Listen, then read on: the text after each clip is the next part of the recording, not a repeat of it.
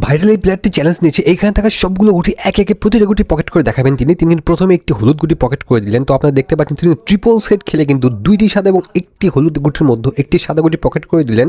সমস্যা হয়ে গেল, সাদা গুটিটা খুব একটা ভালো পজিশনে নাই। তো দেখা যাক এখন তিনি কোন গুটিটা পকেট করেন। তিনি কিন্তু দূর থেকে কিন্তু আরও একটি ব্যাচ গুটি খেলার চেষ্টা করলেন, সুন্দরভাবে কিন্তু ব্যাচটা ডেলিভারি করে দিলেন আরও একটি সেমভাবে।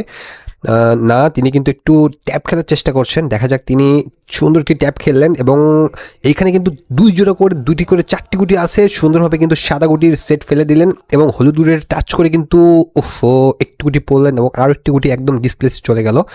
দেখা যাক তিনি অসম্ভব গুটিগুলো কীভাবে পকেট করতে থাকে দেখতে থাকি। আর আপনারা কিন্তু পেজটা ফলো করে দিবেন। সুন্দরভাবে কিন্তু ট্রিপল টাচ করে কিন্তু সাদা গুটি পকেট করে দিলেন এবং দুইটি হলুদ গুটিকে টাচ করে দেখা যাক কয়টা গুটি ফেলতে পারে।